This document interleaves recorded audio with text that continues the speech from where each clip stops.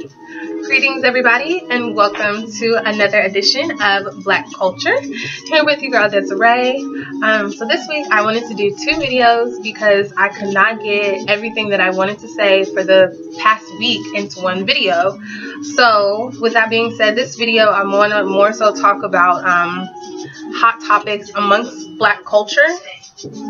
Just cultural issues, political issues, social issues. So without further ado, let's just get started. So the first thing that I wanted to talk about was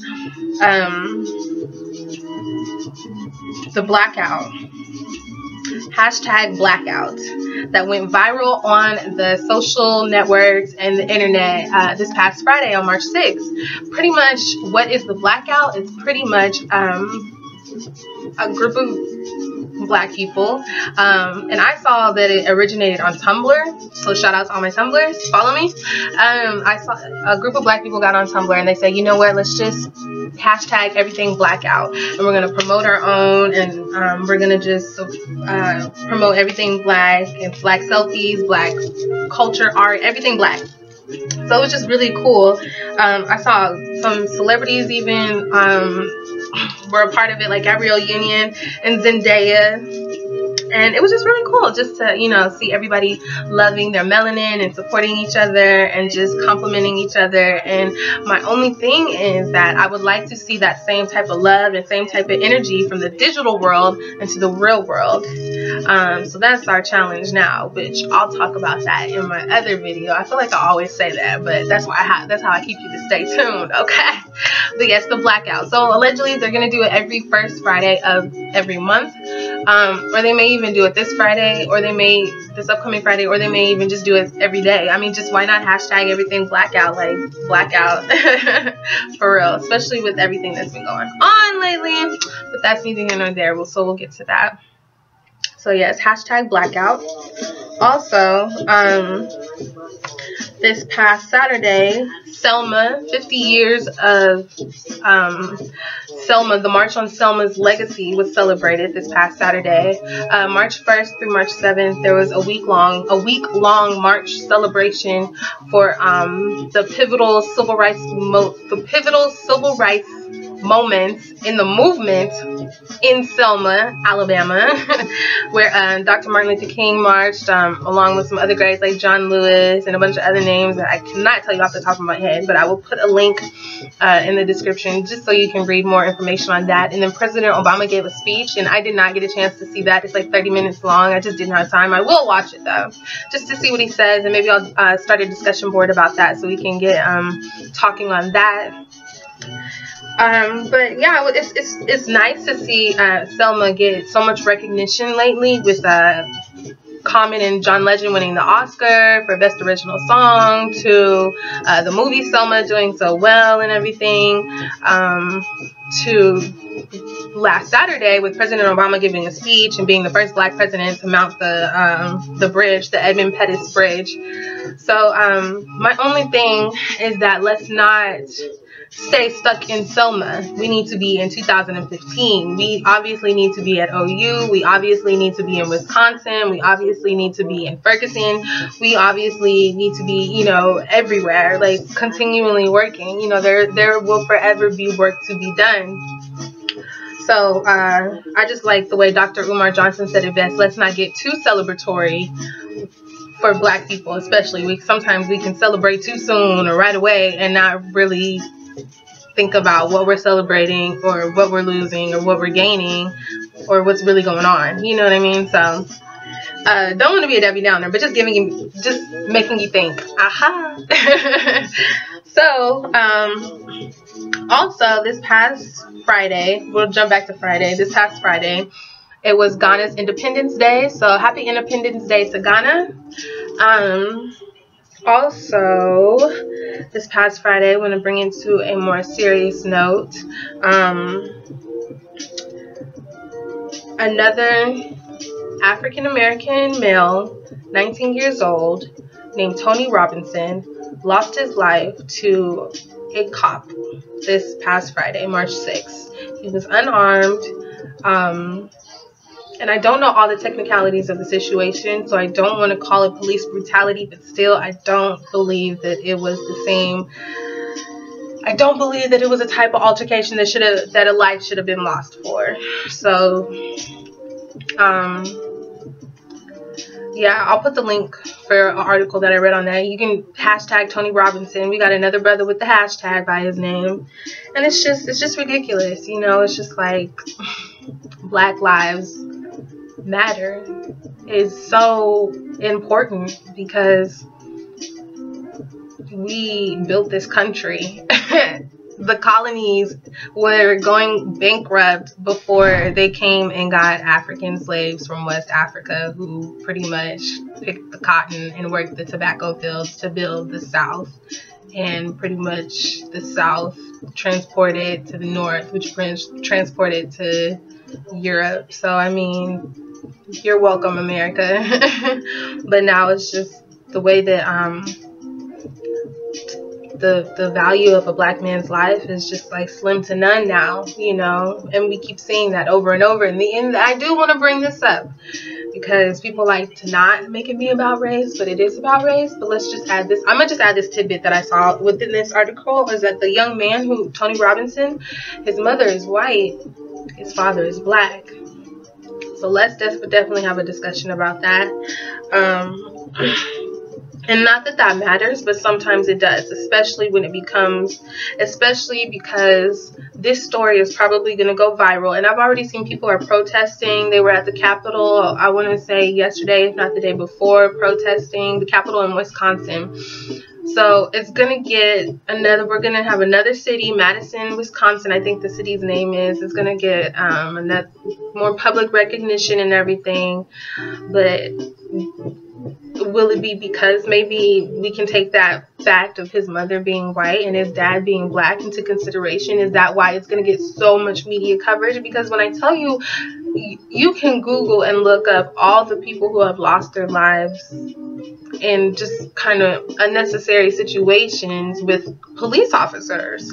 So I'll definitely talk about that. Let's definitely talk about that. But I really just want to say shout out to Tony Robinson and our family and your family, our prayers and condolences go out to y'all. That's Black Lives Matter. Hashtag that. Also, let me just keep it moving. So this past Saturday, jump forward to back to Saturday. It's like everything happened Friday and Saturday. But this past Saturday, I was watching the movie Lottery Ticket. I don't know what just happened to my music. Okay, there we go. So this past Saturday, I was watching the movie Lottery Ticket. Came out in 2010 with Bow Wow and Ice Cube, and Tierra Marie was in it. If you don't know who that is, let me dust the dirt off her career. Ooh, no shade, whatever. But I'm sorry. I tickled myself. But Tierra Marie, she was like an R&B singer back in early 2000s, had a record deal with Jay-Z. Jay-Z dropped her and decided to go stand under somebody else's umbrella. Okay. So, long story short, in the movie, Bow Wow and Tierra Marie, they were sitting at dinner. And he was like, oh, this is a nice restaurant. And she's like, yeah, I come here all the time. Even Bill brought me here. And he's like, Bill Clinton? No, Bill Gates. I mean, I just totally messed that up. But not Bill Gates. That's what I thought she was going to say. But she said Bill Cosby. No, Bill Cosby. And I was like, wait a minute, pause. I thought that all the accusations about Bill Cosby were only surfacing like this year, if not last, within the past few months or so, not like 5 years ago, way back in 2010. So I did my research because I never really researched it. I kind of just, I'm going to break down what I think about the Cosby in a little bit. I'm not even going to go into detail, but I did my research for the first time, found out that 77 women have come forth dating back to the 1960s. That's a lot of women. And this is my thing with Cosby. Well, I'll say this. Out of those women, one woman, her name is Jewel Allison, and she came forth, but she was hesitant at first because she did not want to vilify another, she did not want to vilify another black man, and she did not want to undermine the black race, her culture, whatever. So, but in the end, needless to say, she came forth and she said that she did not want her race to triumph over the rape. So when I saw that line, I read it like a few times over, and I agree. You know, you don't want your race to triumph over, you know, what somebody did to you or what you're going through. No. But at the same time, it's just with everything going on with Bill Cosby and all these speculations, accusations coming out right now, right at the same time when he was going to sign a really big deal with NBC, the network, and start his own network. I think it was supposed to be like even a comedy network. And was about to sign this big deal, but here we had this semi-successful black man, and it's like everybody wanted to uncover his secrets right now. Why not back in the day? And you could say, oh, well, the women, like, maybe they just didn't, or maybe they were, you know, whatever. I don't know. I just think the way that, I think it's sometimes with that situation, it's more so if we focus on what the media is making out of the situation rather than what the situation really is. And I don't put it past Bill Cosby. He could have really been just using and abusing his power towards those women. I don't put that past him. But at the same time, let's also look on the other side of it, the flip side of it, the political side of it, the political side of we live in a society and a system that is set up to block every advancement that the black man tries to make. And you can try to throw Obama at me, but don't throw Obama at me because I'll explain that in another video. Moving on. Also, the last thing that I just wanted to talk about before I wrap this up was I just heard today, and that's why I already made this video, so I had to go back and remake it because this just happened, or it didn't, it also happened this past weekend, but I just heard about it today, so I definitely wanted to talk about it and bring it to you guys. OU fraternity and the video that got leaked from this fraternity in Oklahoma University. If you haven't heard about it, I'll find an article, a good article, and that was an ugly face. I'm sorry, but I'll find a good article explaining more into detail. I'm gonna just give you a little synopsis and then we can keep it moving. So pretty much this fraternity called SAE, stands for Sigma Alpha Epsilon, I think.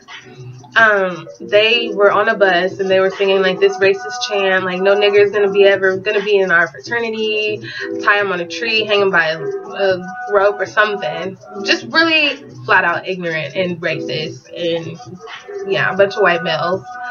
And so the school suspended the fraternity, expelled some of the people, like, you know, just shut that whole operation down. They were protesting, and I have a few friends that go to OU, so I'm definitely going to try to get their perspective and maybe even try to bring that perspective back to you from them as students and students of color at this university, you know. So, I mean, just with the whole racism thing and racist and this race, what's your place in this race and this race war? And, you know, why is race so important? Why is it so highlighted? You know, we say we're all the same, you know, we're all one, but when it comes down to it, it's like we're still so compartmentalized, like we're still so sectioned off. I can't think of the right word to say but you know, we're still so like, no, this is the African American, this is Africans, this is white people, this is Mexican people, this is Honduran people, this, you know. I mean, I get it, it's true, but at the same time, it's just time to talk about it. It's just time to bring it to light, and that's why you're here kicking it with me at Black Culture. Aha! Yes, so just wanted to bring you guys some highlights. Real quick before I go, I have a friend who went to high school with me. Her name is Sharon Moore, beautiful African queen. She has a blog called Unscripted 1994. I'll definitely put the link in my description box. And she has, for the month of March, she's doing 31 soulful walks. And I definitely encourage you guys to check it out. And I may be on there. You never know. But yes, thank you guys so much for watching. And love you guys. Stay motivated, stay up, stay melanated. Until next time.